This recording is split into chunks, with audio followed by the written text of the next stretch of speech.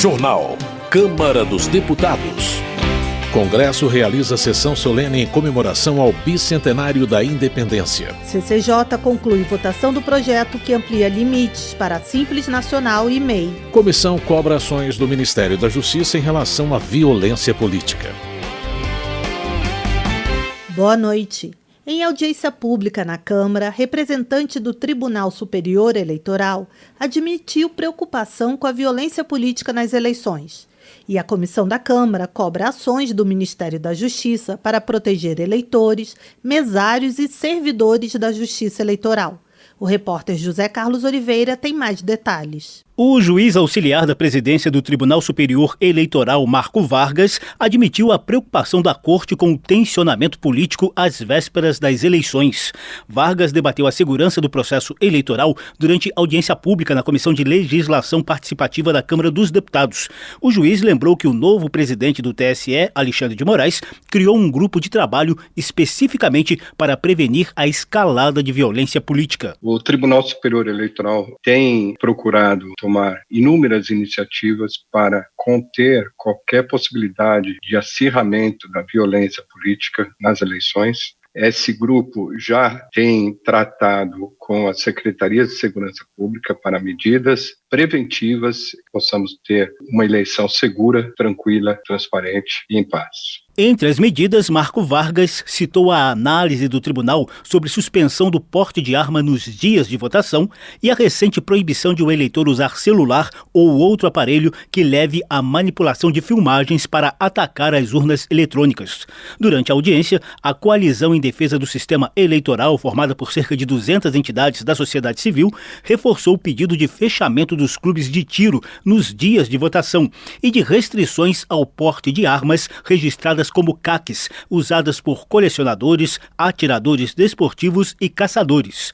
A coalizão também cobra medidas preventivas do Ministério da Justiça e Segurança Pública quanto à proteção aos servidores da Justiça Eleitoral e aos eleitores nos estados. O presidente da Comissão de Legislação Participativa, deputado Pedro Czai, do PT de Santa Catarina, encampou as reivindicações oficialmente e também pediu uma audiência coletiva com o presidente do TSE. 2 encaminhamentos que fizemos, solicitando a audiência da CLP com a coalizão junto do presidente Alexandre de Moraes e um documento endereçando ao ministro da Justiça, solicitando segurança não só para os profissionais e os que atuarão diretamente na Justiça Eleitoral e nas eleições, mas segurança a todo o povo brasileiro. A exemplo do que ocorreu em recente reunião da Comissão de Direitos Humanos, os servidores da Justiça Eleitoral voltaram a relatar clima de medo diante de ameaças e tensionamento político. O diretor da Federação Nacional dos Trabalhadores do Judiciário e do Ministério Público, Manuel Souza, afirmou que o Brasil se transformou em laboratório de ascensão da extrema-direita, com práticas de fake news, teorias da conspiração, descrédito e suspeição das urnas e das instituições eleitorais. De um lado, o extremismo político, de outro lado, esse conjunto de teorias da conspiração e também o armamentismo de caráter nitidamente político. É diante disso que a gente está colocado e daí decorrem o vandalismo contra órgãos da Justiça Eleitoral, pichações, já houve tiros em fachada de tribunal eleitoral. E isso gera para os servidores um clima de medo. Representante da Associação Juízes para a Democracia, Cláudia Dadico criticou lideranças políticas que fomentam discursos ameaçadores em tom de ultimato, como ocorre nas redes sociais e nos outdoors sobre 7 de setembro, espalhados pelo país com frases do tipo "é agora ou nunca". Dadico atribui o clima de insegurança e instabilidade a discursos do presidente da República e seus seguidores. A criação artificial de um clima de desconfiança em relação às urnas eletrônicas, associada ao discurso de glorificação do armamento e do recurso à violência e à tortura como práticas não apenas toleradas, mas elogiadas em vários de seus pronunciamentos, funcionam como uma mistura explosiva de incitação à violência. Integrante do CONIC, o Conselho Nacional de Igrejas Cristãs, o pastor Mayrin Kellison Vanderlei defendeu as instituições democráticas e fez discurso em defesa do respeito às diferenças de pensamento e do voto consciente sem manipulação religiosa. O CONIC recentemente aderiu a uma campanha chamada Sou Cristão e Acredito na Democracia. E em termos de eleições, recentemente nós vimos alguns episódios de determinados cristãos empunhando até mesmo armas, como se fosse uma maneira de se defender ou de atacar quem pensa diferente. Isso não é um pensamento religioso, muito menos cristão. A Coalizão em Defesa do Sistema Eleitoral surgiu em julho como movimento de resistência a tentativas de ruptura do Estado Democrático de Direito. Da Rádio Câmara de Brasília, José Carlos Oliveira. Segurança Pública. A Comissão de Constituição e Justiça aprovou a atuação da iniciativa privada em presídios, mas apenas em serviços de apoio. A repórter Emanuele Brasil acompanhou a votação. A Comissão de Constituição e Justiça da Câmara dos Deputados aprovou o projeto que permite à iniciativa privada atuar no apoio aos serviços de segurança realizados em presídios. A proposta abre a possibilidade para que a administração de presídios contrate terceirizados para apoiar a movimentação interna de presos, bem como para fornecer tecnologia de monitoramento e de rastreamento por tornozeleira eletrônica. A versão aprovada é uma emenda do relator Capitão Alberto Neto, do PL do Amazonas, ao seu parecer, que inicialmente apontava a inconstitucionalidade da proposta. Segundo Neto, as alterações corrigiram o erro do texto original ao prever que a iniciativa privada atue em apoio e não diretamente nos serviços de segurança pública. Dessa forma, a responsabilidade pela atividade fim nos presídios continuará a cargo da Polícia Penal, como frisou o parlamentar. O sistema terceirizado não vai poder fazer movimentação interna de preso, mas sim apoio na movimentação interna. O sistema não vai poder fazer o monitoramento diretamente, mas sim apoiar com tecnologia, mas a responsabilidade ficará sempre com a Polícia Penal. O texto aprovado lista atividades que não podem ser delegadas à iniciativa privada, como a aplicação de sanções disciplinares, o controle de rebeliões, a classificação de condenados e o transporte de presos. A versão original do projeto é de autoria da Comissão Parlamentar de Inquérito, que em 2015 investigou o sistema carcerário brasileiro. Pelo texto, a iniciativa privada poderia atuar diretamente em algumas atividades de segurança dentro de presídios. Para a deputada Érica Cocai, do PT do Distrito Federal, o texto aprovado vai contra a decisão do próprio Congresso Nacional, que criou a Polícia Penal em 2019 e estabeleceu seus agentes como parte da segurança pública. Além disso, a deputada argumentou que ainda é preciso definir a estrutura desse órgão antes de decidir sobre a entrada da iniciativa privada. Se busca regulamentar a privatização dos presídios sem que ainda se tenha clareza quais são os parâmetros para esta própria privatização. Cocai também defendeu a manutenção do concurso público para policiais penais, porque, segundo ela, seria difícil aferir a qualificação de terceirizados para atuar no setor. Na mesma linha, falou o deputado subtenente Gonzaga, do PSD de Minas Gerais. Apesar do ajuste feito pelo relator, ainda é frágil do ponto de vista da segurança jurídica. A proposta que permite terceirização de parte dos serviços de apoio em presídio ainda será analisada pelo plenário antes de seguir para o Senado. Da Rádio Câmara de Brasília, Emanuele Brasil. A segurança pública é uma das prioridades do mandato de Capitão Fábio Abreu, do PSD.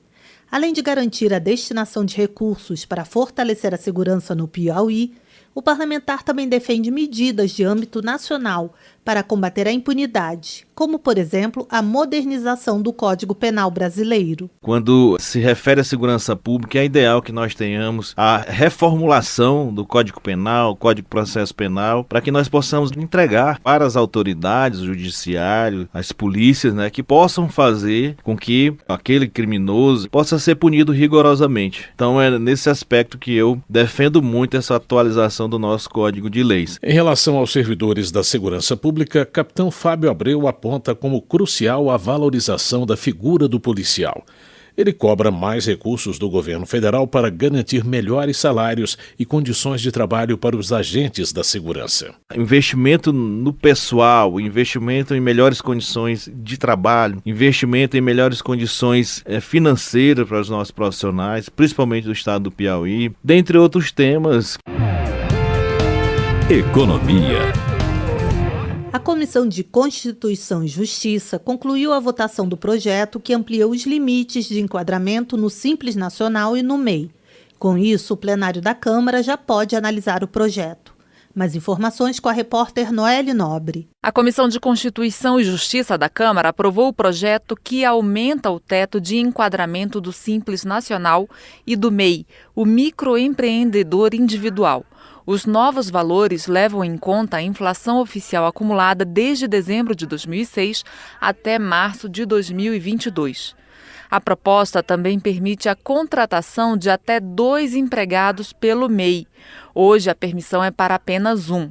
De acordo com o texto aprovado, os limites de faturamento anual passam a ser os seguintes. Para o MEI, passa dos atuais R$ 81 mil para cerca de R$ 144.900. Para a microempresa, salta de R$ 360 mil para R$ 869 mil.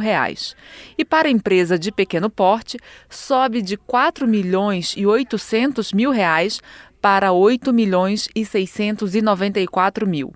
Os novos valores deverão vigorar a partir de 2023 e serão atualizados anualmente pela inflação. O relator do texto na comissão, o deputado Darcy de Matos, do PSD de Santa Catarina, recomendou a aprovação da proposta. Na avaliação dele, a medida vai contribuir para o enquadramento de empresas no Simples e para a retomada do crescimento econômico do Brasil. Quem segura a economia do Brasil são os pequenos negócios. E há 16 anos não é corrigido esse teto. E aí o que acontece? Nós temos microempresas que estão ali para serem desenquadradas e aí não contratam mais. O projeto que amplia os limites de enquadramento no Simples Nacional e no MEI será analisado agora pelo plenário da Câmara. Da Rádio Câmara de Brasília, Noelle Nobre. Justiça. Debatedores afirmam que reorganização de varas da Justiça do Trabalho pode prejudicar acesso da população. O repórter Cláudio Ferreira acompanhou o debate sobre o assunto e traz mais detalhes. Parlamentares e representantes de trabalhadores temem que a utilização de um critério numérico, a média de processos, para determinar o funcionamento das varas da Justiça do Trabalho, prejudique o acesso da população a esse serviço. O presidente do Conselho Superior da Justiça do Trabalho e do Tribunal Superior do Trabalho, ministro Emanuel Pereira, revogou até junho de 2023 os efeitos de parte de uma resolução que estabelecia esse parâmetro.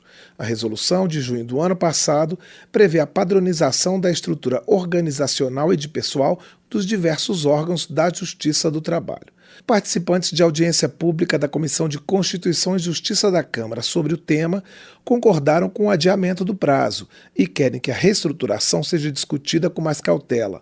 O deputado Paulo Teixeira, do PT de São Paulo, que pediu a realização do debate, apontou alguns problemas que já atingem o acesso dos cidadãos à Justiça do Trabalho.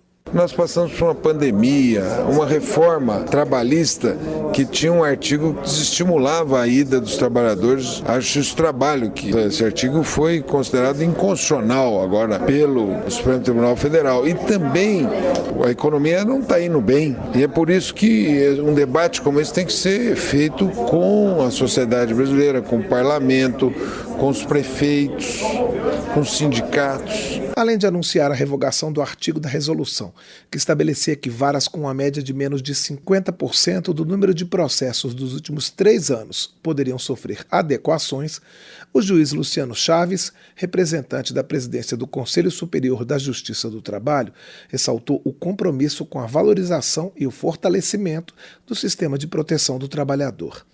Ele também revelou que um estudo a ser divulgado nos próximos dias confirma a queda no número de processos por conta da pandemia e da reforma trabalhista de 2017.